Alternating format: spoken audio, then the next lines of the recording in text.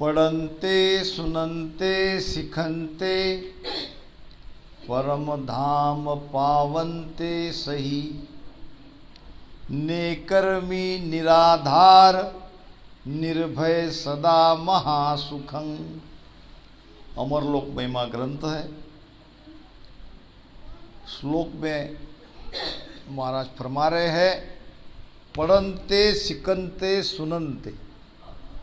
महाराज के वचनों को, महाराज के वाणी को अगर कोई पढ़ेगा और कोई सुनेगा, पढ़न्ते सुनन्ते सिखन्ते परम धाम पावन्ते सही। इस वाणी को पढ़ने का, सुनने का और सीखने का एक गुण है कि हम परम पद में जाएंगे। जात जात आनंद पद जासी, आगे पीछे सोई। मिनका देह बिन और देह ना, ओ हंस धरे न कोई। ने कर्मी निराधार निर्भय सदा महासुखम। देखो, हम अभी मृत्यु लोक में है, मनुष्य शरीर में है। ये शरीर हमें सदा काल तक नहीं मिलने वाला है। शरीर को छोड़ के जाना है। या तो हम मनुष्य जन्म में आएंगे या अमरलोक में जाएंगे। अब जिस अमरलोक में हमको जाना है वो लोक कैसा है, ये ज्ञान से हमको समझना है कि हमारी आगे की यात्रा कहाँ जाके ख़त्म होने वाली है। वो भी दूसरा मनुष्य जन्म इसलिए मिलेगा जब तक अमरलोक में नहीं जाते। एक बार नियंचर हमारे अंदर जग गया, जो कोई जीव ऐसे आत्मज्ञानी संत महापुरुष के शरण में आता है और उनकी कृपा उन पर हो जाती है, तो दोबारा मनुष्य जन्म के हम हकदार बन गए।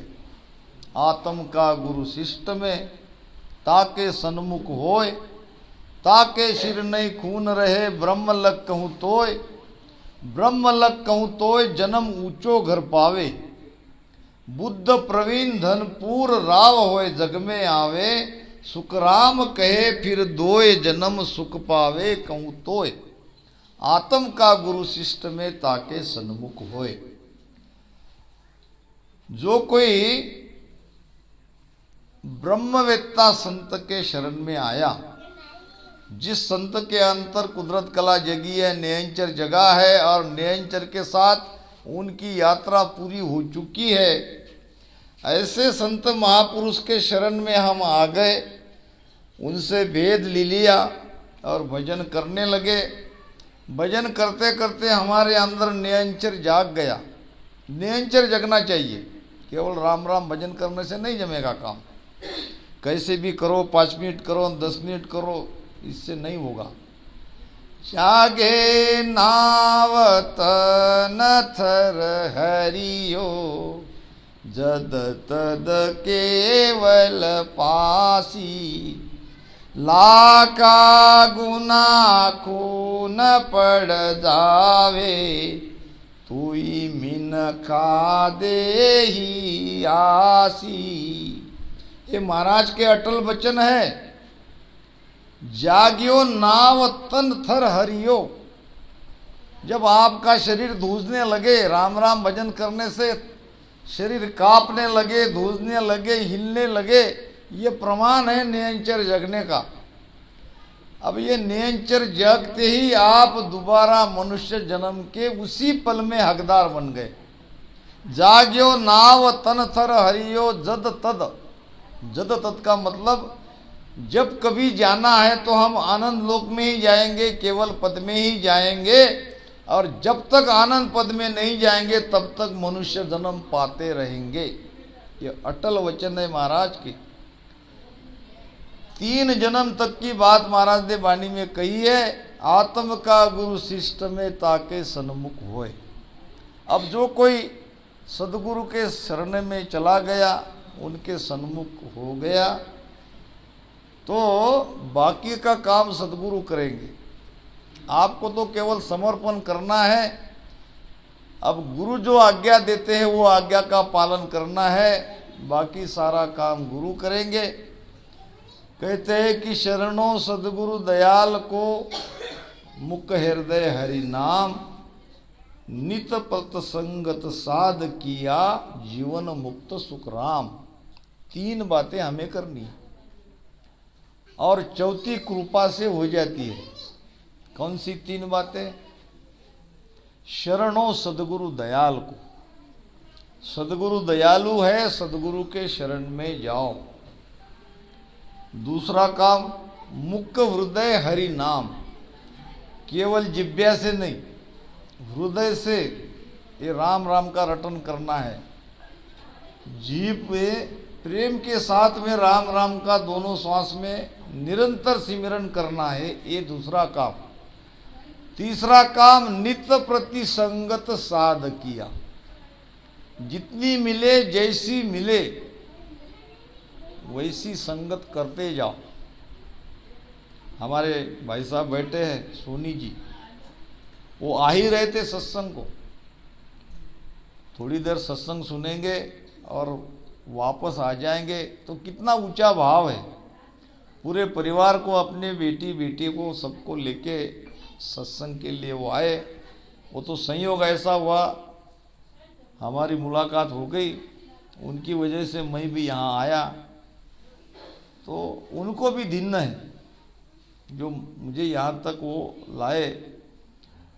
तो संगत को छोड़ो मत, संगत जितनी मिलती है उतनी करो। संगत में बहुत भारी गुण है, संगत में रंग लगता है।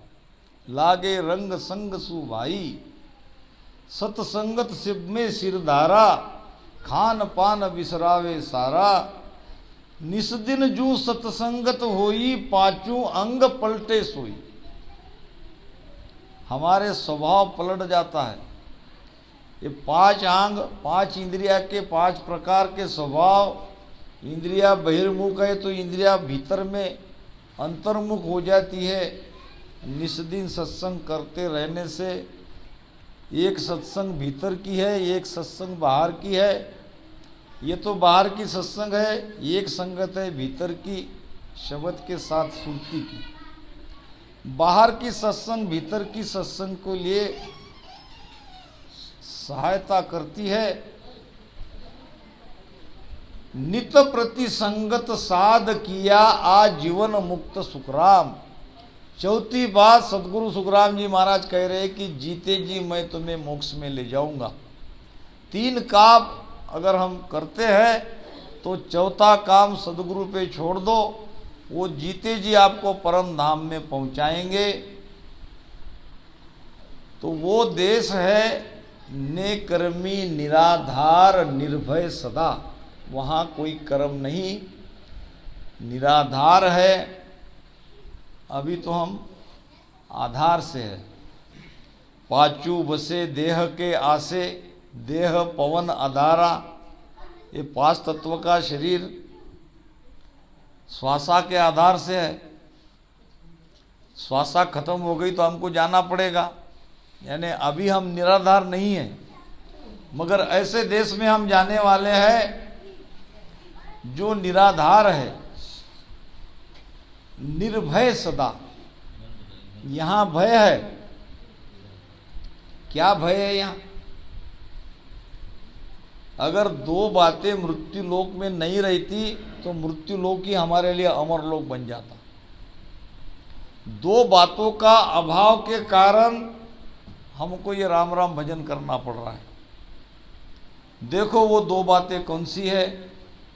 मृत्यु लोक में वो डर व्यापे, मृत्यु लोक में वो डर व्यापे, मरता बारना काई बे, मरता बारना काई बे,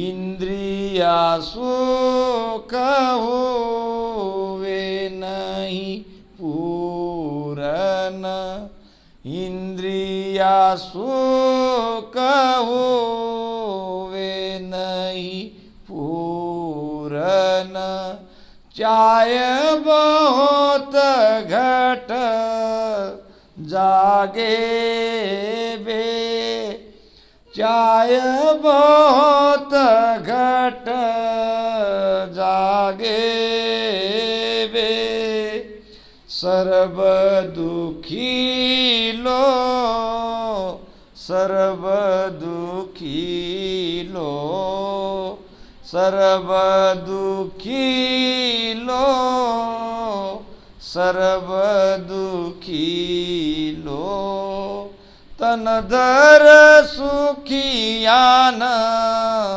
कोई बे, तन धर सुखियान कोई बे। अभी हम हैं मृत्युलोक में। मृत्युलोक में क्या अभाव है? मृत्युलोक में कब मर जाएंगे ये कहते नहीं आता।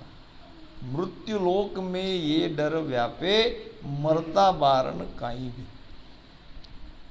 कबीरा इस गंदी देह का मत भरोसा जान, कल देखा था बाजार में, आज देखा स्मशान।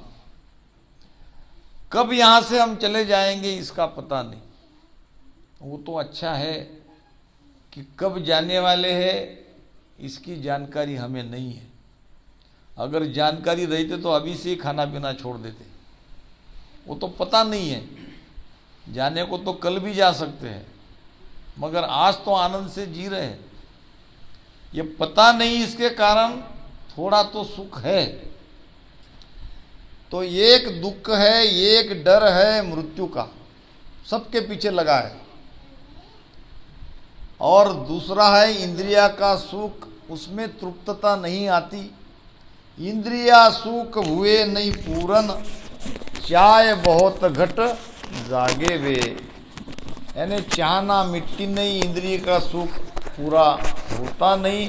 ये दो बातों का अभाव इस मृत्युलोक में है, नहीं तो मृत्युलोक में आनंद ही आनंद था। मृत्यु के भय से सभी हम दुखी हैं। जिस देश में हम जाने वाले हैं वहाँ तो आनंद ही आनंद है, मांगने से भी दुख नहीं मिलेगा, और मृत्यु तो वहाँ है नहीं। ने कर्मी निराधार निर्भय सदा महासुखं, सत्स्वरूप आनंद पद, निज नाव केवल पद, ज्ञान रूपम ज्ञान ध्यानम ज्ञानदिष्टम सदा सुखम नेह चला। वो पद कैसा है? वो सत्स्वरूप का पद है। सत किसको कहते हैं? जिसका त्रिकाल में अभाव नहीं होता, जिसका त्रिकाल में नाश नहीं होता, उसको कहते हैं सत।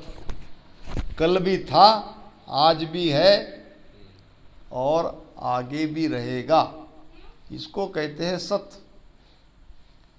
हमारे शरीर के अंदर ये आत्मा सत है, बाकी शरीर जाने वाला है। आत्मा पहले भी थी, आज भी है, और शरीर जाने के बाद भी वो रहेगी। तो ये सत्स्वरूप का पद है, यानी हमारा ही स्वरूप सत है। उस पद में हमको जाना है और वहीं आनंद है।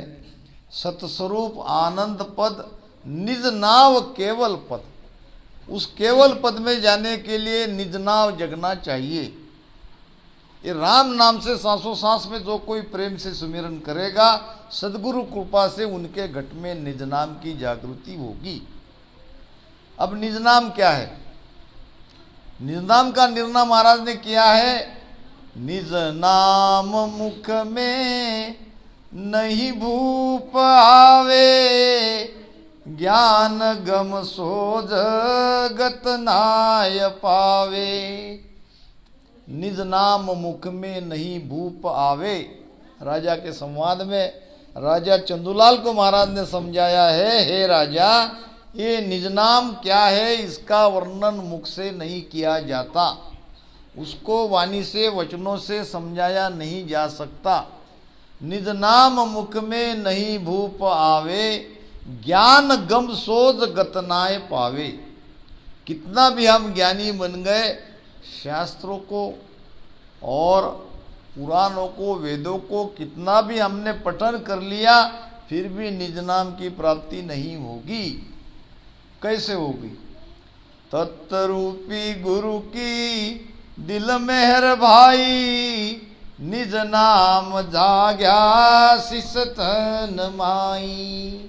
तत्रूपी गुरुपी, तत्रूपी गुरुदेव परख कर शरण आओ, राम राम वो पद सिमर घटनाव जगाओ, वाके संग तुम होए ब्रह्म को देखो जाई।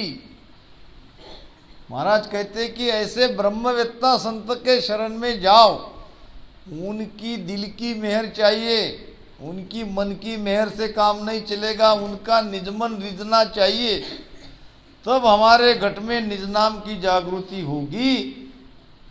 तो सत्स्वरूप आनंद पद में जाने के लिए, उस केवल पद में जाने के लिए निज नाम जागृत होना जरूरी है। ज्ञान रूपम ज्ञान ध्यानम ज्ञान दिष्टम सदा सुखम नेह चला। अब उस पद का रूप है ज्ञान, उस पद का ध्यान है ज्ञान, और उस पद की दृष्टि भी है ज्ञान। अब ये कौन सा ज्ञान?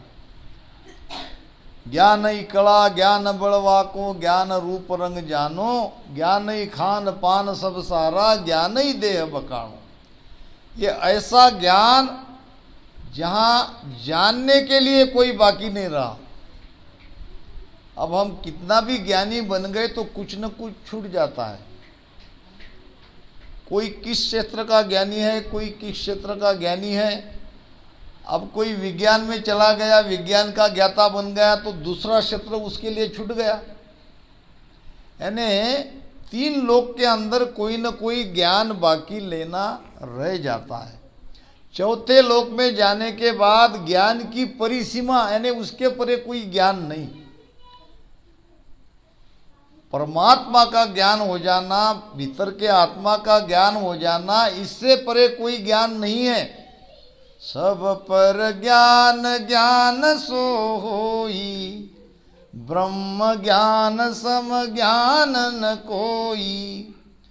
इसके परे कोई ज्ञान नहीं है। इसलिए महाराज ने कहा है कि वहाँ का रूप ज्ञान ही है, वहाँ का ध्यान ज्ञान ही है। ध्यान, ज्ञान का मतलब क्या? करोड़ों सूर्य का, अनंत सूर्य का प्रकाश हमारे घट में आ जाने से वो ज्ञान जब हमें होता है तो वो ज्ञान ही तो ध्यान है। अब वहाँ ध्यान कौन करेगा जब वहाँ हम एक ही रहेंगे? जब हमारा जीव का जीवपना मिट जाएगा और हम हमारे स्वरूप में मिल जाएंगे तो वहाँ तो दो रहेगा नहीं, वहाँ किसका ध्यान करेंगे? तो वो ज्ञान हो जाना ही ध्यान है, उसके परे कोई ध्यान नहीं। वो दृष्टि भी ज्ञान दृष्टि है, वो अनंत सूर्य का प्रकाश भी एक प्रकार से ज्ञान दृष्टि है। सदा सुखम नेह चला, नेह चला नाम स्थिर, वहाँ का सुख सदा स्थिर है, उसमें घटबढ़ नहीं है। यहाँ तीन लोक में कभी सुखी है तो कभी दुखी है, कभी बहुत ज़्यादा सुखी है तो कभी बहुत ज़्यादा दुखी है। सुख दुख तीन लोक में लगा रहता है, ऐसी स्थिति वहाँ नहीं है। सजे सदा सूचम जपन्ते जुक्ताय, ज्ञान डोरम सर्वधर्मा नासन्ते न्यासी। सजे सदा सूचम, सूच नाम पवित्र। इस राम शब्द को, इस पवित्र शब्द को पवित्र विधि से सदा जपते रहो। आसन लगा के जितना रोज करते हो दूसरे दिन उससे कम नहीं करना। और जहाँ घर पे आप ध्यान की जगह बनाओ और उसी जगह रोज बैठ के ध्यान करो, क्योंकि वहाँ ध्यान आपका जल्दी लग जाएगा। नहीं तो कभी इस जगह बैठे, कभी वहाँ बैठे, कभी वहाँ बैठे, दिशा को भी चेंज मत करो, क्योंकि वहाँ जो निगेटिव ऊर्जा है वो ख़त्म हो जाएगी, बहुत जल्दी आपको ध्यान लगेगा। तो इस पवित्र नाम को पवित्र विधि से, पवित्रता से निरंतर जपो। ज्ञान डोरम सर्वधर्मा नासंते न्यासी, ज्ञान धारण कर ज्ञान के अलावा बाकी सभी धर्म को छोड़ दो। एक राम नाम के अलावा, एक सद्गुरु के अलावा किसी की भक्ति मत करो। निष्पाप निर्दोष निर्वे हंसा हंसे, निर्मला एक एक नाव। महाराज फरमाते हैं इस एक नाम से हंस हंसनी यानी स्त्री पुरुष निर्मल हो जाते हैं, निष्पाप हो जाते हैं, सारे कर्म से मुक्त हो जाते हैं। अजर नाव त्रिलोक नहीं लिपनते नाव, अजित नाव जिभ्या धारे, नाव रटनते मुखार बिंद, सासान सागे निराधार निर्लेप। अजर नाव त्रिलोक नहीं लिपनते, ये नाव है अजर नाव, ये नाम है अमर नाम। जो राम नाम गुरु मुख से हमें दिया जाता है, ये कोई सर्वसाधारण नाम नहीं है, ये अजर नाम है, ये अमर नाम है। ये कोई राजा था और उसने गुरु बनाया था, गुरुमुखी था। एक दिन गुरु महाराज आए और गुरु महाराज को राजा ने पूछा कि गुरुदेव, मेरे मन में ये शंका है कि आपने मुझे राम नाम ही दिया है, राम नाम ही मंत्र दिया है, तो राम नाम तो ये बड़ा आसान है, सीधा साधा है, अब इसको गुरु के मुख से लेने की आवश्यकता क्यों? ऐसे ही राम राम रटन करे तो इसका लाभ नहीं मिलेगा। गुरु ने कहा फिर कभी इस प्रश्न का उत्तर दूंगा, आज तो नहीं। कुछ महीनों बाद गुरु महाराज आए और आते ही अब राजा के महल में, राजा के दरबार में बाहर में सिपाहियों का पहरा रहता है, शस्त्रधारी। अब जैसे जैसे आगे जाते वैसे वैसे सिपाही की फौज रहती है। आते ही उस दिन गुरुदेव ने बाहर के पहरेदार को कहा कि राजा को पकड़ो, राजा को बंदी बनाओ। अब पहरेदार बेचारे सकपका गए, ये क्या, और कोई दूसरा रहता अगर ये बात कहता कि राजा को पकड़ो, राजा को बंदी बनाओ, तो इसको कब के पकड़ को कैद खाने में डाल देते, मगर ये तो राजा के गुरु है। आदेश का पालन नहीं हुआ। आगे आए और कुछ सिपाही थे, सबको कहा कि मैं सबको आदेश दे रहा हूँ, राजा को बंदी बनाओ, राजा को पकड़ो। राजा के कान तक ये वार्ता आई, राजा ने भी सुना। फिर आगे था राजा का सेनापति, सेनापति को बुलाया, सेनापति मैं तुम्हारे मालिक का गुरु हूँ और गुरु होने से आपको मैं हुक्म दे रहा हूँ, राजा को बंदी बनाओ, राजा को पकड़ो। अब सिपाही, वो सेनापति जो था, अब राजा का गुरु रहो चाहे कोई रहो, वो तो राजा की आज्ञा ही मानेगा, क्योंकि वो राजा का नौकर था। अब इतना सब सुनने के बाद राजा के अंदर का क्षत्रिय जागा हुआ। राजा को आया गुस्सा, राजा उठकर खड़ा हुआ और कहा पकड़ो इस साधु को। अभी तक उनके गुरु थे, मगर जब वो मुझे ही पकड़ने के लिए कह रहे हैं तो आप काय का गुरु। अब इतना राजा ने कहते ही सब चारों तरफ से उसको पकड़ लिया। अब वो गुरु कहने लगा, अरे छोड़ो छोड़ो छोड़ो मुझे। क्यों छोड़े, तुमने बात ही ऐसी करी। फिर राजा को कहा, राजा मैं तुम्हारे उस दिन के प्रश्न का उत्तर दे रहा हूँ, मुझे न आपको पकड़वाना है न आपको बंदी बनाना है।